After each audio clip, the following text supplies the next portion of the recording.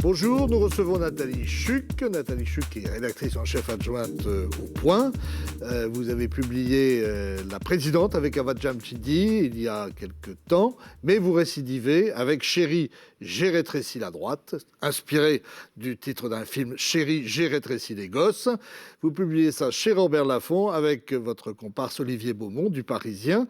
Alors, c'est un livre sur les relations ambiguës entre Emmanuel Macron et Nicolas Sarkozy. Vous partez d'une anecdote, ou plutôt d'une vision, d'une image tournée au plateau des Glières il y a 2 ans, en mars 2019, pour l'hommage au maquisard, image saisie par France 3 et qui va énormément irriter la droite, en particulier le président Wauquiez qui était sur place. Oui, parce qu'on est à 2 mois à l'époque des élections européennes, LR joue un petit peu sa peau, et voir cette image d'un ancien président qui a fondé les Républicains, mettre la main, être affectueux, glisser à l'oreille d'Emmanuel Macron, c'est bien, ton discours était super, ça les met en rage folle. Ils finissent Alors c'est par se... Macron qui pose sa main sur la cuisse de Macron, Sarkozy, hein. Macron fait un discours en hommage effectivement aux résistants des Glières, revient s'asseoir, Nicolas Sarkozy, et au terme de son discours, donc il se rassoit, et Emmanuel Macron met une main affectueuse, quasiment filiale, sur la main de Nicolas Sarkozy, Sur la et cette cuisse. image est captée par les caméras du monde entier, et les républicains deviennent fous. Alors, il y a beaucoup de scènes de complicité, notamment dans l'avion présidentiel où Sarkozy est régulièrement convié, comme à l'Élysée avec son épouse Carla.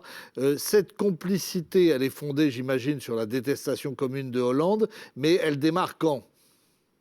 Cette complicité, elle est assez tardive en vérité parce que pendant longtemps, Emmanuel Macron a eu une assez mauvaise image de Nicolas Sarkozy. On rappelle quand même, Emmanuel Macron, même s'il s'évertue à le faire oublier, vient quand même à la base du quinquennat de François Hollande, il a travaillé à ses côtés, donc plutôt des rangs du PS. Donc il a cette mauvaise image de Nicolas Sarkozy, puis il le rencontre une première fois et il dit à un de leurs amis communs, mais en fait, ton pote, parce qu'il parle comme ça, Emmanuel Macron, ton pote, il a des intuitions fulgurantes. Et à partir de ce moment-là, c'est une espèce de coup de foudre.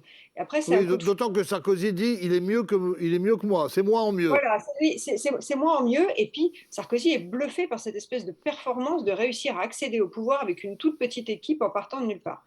Alors ça, c'est pour le côté affectif, personnel, parce que ce sont 2 hommes qui se ressemblent assez, qui ont des goûts communs, qui sont assez cash, hein. Emmanuel Macron, en privé, c'est pas du tout le gendre idéal qu'on imagine, il parle assez mal, il a un langage assez pochatier. Et Nicolas Sarkozy, il aime bien cette énergie qu'il dégage aussi, c'est presque une sorte de fils spirituel. Mais est-ce qu'il n'y a pas un peu plus d'affect malgré tout chez Sarko, avec cette impression, ce sentiment qu'il pourrait parfois se laisser instrumentaliser par Emmanuel Macron?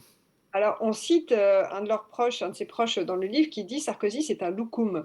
Et effectivement, c'est un peu ça. C'est quelqu'un qui aime bien être traité, être flatté.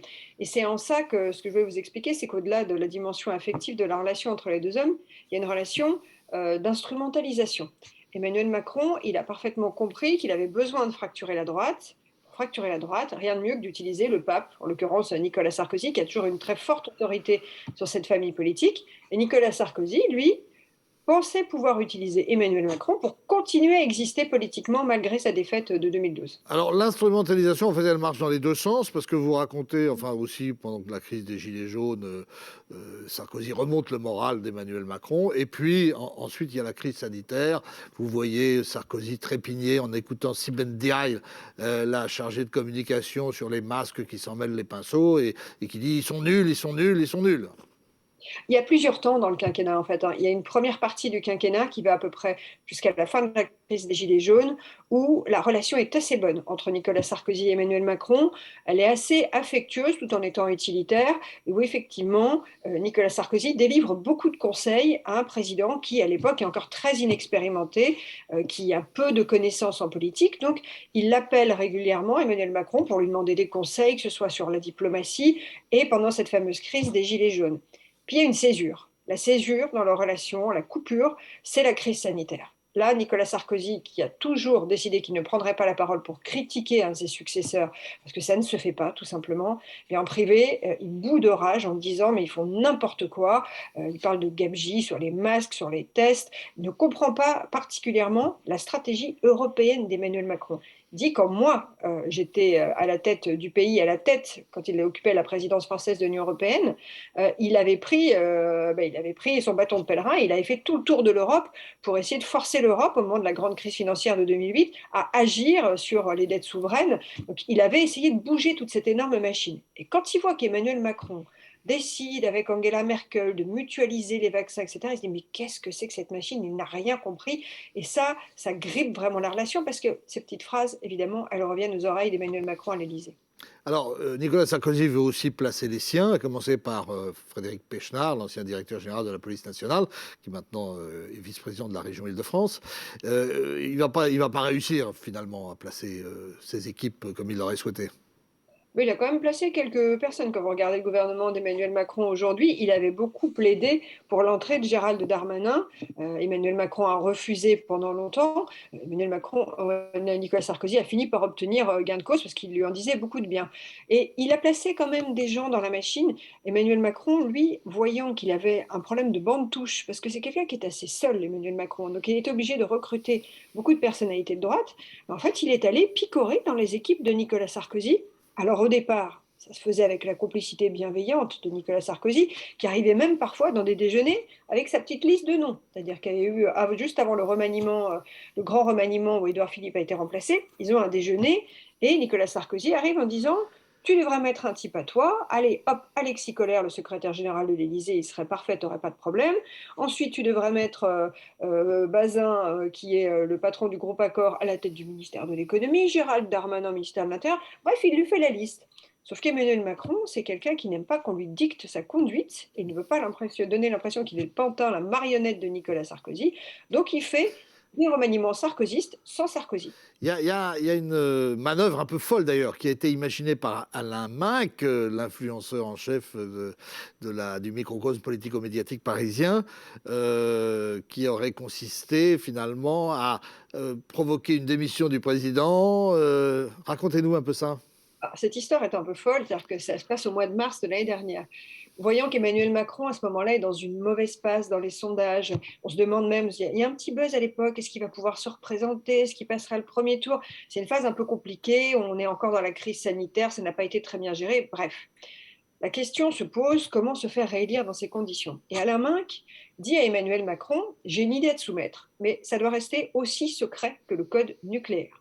Si tu veux redonner de l'élan, si tu veux dynamiter complètement l'opposition en les prenant de court, eh bien, tu vas à la télé le 15 septembre et tu annonces aux Français que ta démission prend effet le lendemain à midi et que tu rentres en campagne et que tout se déroulera sous la présidence intérimaire de Gérard Larcher, président du Sénat, parce que tu ne veux pas utiliser les moyens de l'État pour ta campagne, etc., Il etc. fait exactement l'inverse. Il avait hésité à l'époque? Alors, ce qui est fou dans cette affaire, c'est que c'est la réponse d'Emmanuel Macron qu'on s'est procurée par SMS, long SMS qui dit ça se regarde, regarde les détails, reviens vers moi sur les aspects juridiques, est-ce que c'est possible? Dans ce cas-là, qui gère la campagne? Est-ce que c'est le président par intérim, le président du Conseil constitutionnel? Ça se regarde en effet, dis-moi. Il ne dit pas non, c'est ça qui est fou. Et Mais c'est en même seulement temps, aujourd'hui, on a l'impression qu'il veut être président jusqu'à la dernière minute. Alors, toute la après. droite défile rue de Miroménil, qui est le bureau de Nicolas Sarkozy. Mais en fait, Nicolas Sarkozy a une position très ambivalente vis-à-vis de la candidate des Républicains. Il ne veut pas la soutenir, du moins pour l'instant. Est-ce que vous avez remarqué que Nicolas Sarkozy est particulièrement discret en ce moment? C'est-à-dire qu'il a fait savoir qu'il avait reçu au mois de décembre Valérie Pécresse et qu'il l'avait appelée sitôt après son investiture comme candidate à la présidentielle des Républicains. Mais on n'a pas vu s'afficher ce stade dans la campagne. Et pour quelle raison? Eh bien, tout simplement parce que Nicolas Sarkozy attend. Il attend de voir comment se déroule la campagne, comment décantent les sondages. Il n'a pas très envie de s'engager auprès de quelqu'un qui pourrait perdre. Et il n'a jamais eu d'affect non plus pour Valérie Pécresse, hein. Elle-même dit je n'ai jamais été sa chouchoute. Les chouchoutes, c'était Ramayad, c'était Rachida Dati. Pas Moi, d'affect parce que quoi, il la percevait trop chiracienne? c'est pas seulement le côté chiracien, c'est aussi qu'il l'a trouvée trop lisse, trop scolaire. Il a une expression concernant Valérie Pécresse, il disait qu'elle était obsessionnelle. Alors ça me rassurait parce qu'elle faisait bien son travail, mais tout ça manquait cruellement de fantaisie. Il n'adore pas Valérie Pécresse. Pour autant, il sera probablement obligé de la soutenir. Mais il Mais l'adore pas parce que aussi elle ne se soumet pas à son impérium et lui il aime bien les gens à sa botte, hein.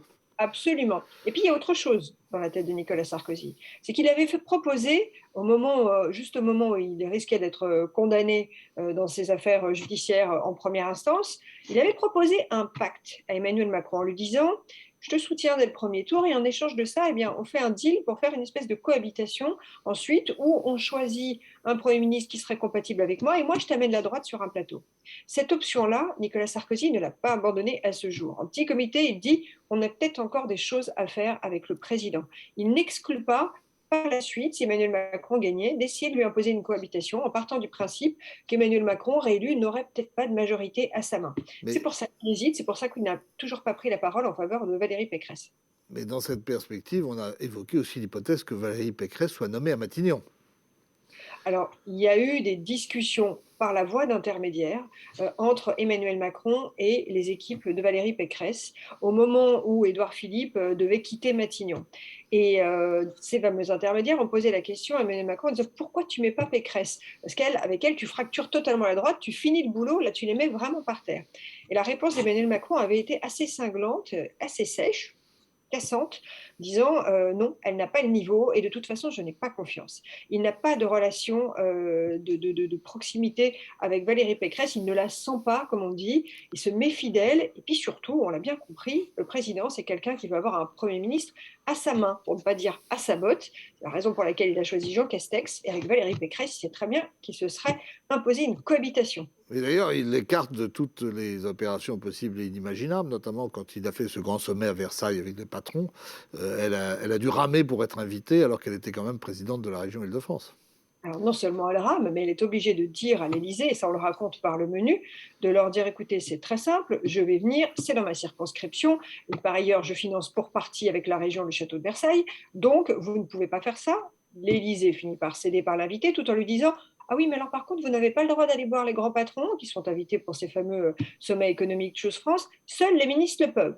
Réponse de Valérie Pécresse: puisque c'est ainsi, j'irai dans le bureau de la directrice Catherine Pégard et je les recevrai dans le bureau de Catherine Pégard. L'Élysée, évidemment, finit par céder. Et elle sera invitée à table et on la confondra dans un premier temps, enfin certains patrons, avec la femme du Premier ministre, Édouard Philippe. Elle raconte effectivement des chemins de Choose France où elle est assise non loin d'Édouard Philippe et où les grands patrons lui. Ça montre un petit peu une espèce de misogynie latente qui est toujours présente, soit dans les milieux politiques ou un peu patronaux. Elle est assise non loin d'Édouard Philippe, les grands patrons lui parlent et au bout d'un moment, elle comprend qu'il y a un problème. Elle en dit: non, mais vous n'avez pas compris, je suis la présidente de la région, je ne suis pas l'épouse du Premier ministre. Donc, ça, c'est assez cocasse. Bref, c'est un récit qui est plein d'anecdotes passionnantes et que je vous conseille évidemment de lire. Et vous, vous êtes à fond sur la campagne en ce moment, Nathalie, pour finir. Oui, oui, oui, je marque Valérie Pécresse à la culotte, si j'ose dire. C'est pas l'expression la plus heureuse, mais oui, oui, on suit absolument tout ce qui se passe. On regarde le moindre mouvement de plaque tectonique, que ce soit dans les sondages, dans les meetings, dans les interventions télé des candidats. C'est assez passionnant. Merci Nathalie, on se retrouve la semaine prochaine avec un nouvel invité sur TBO et TB Sud. À très vite.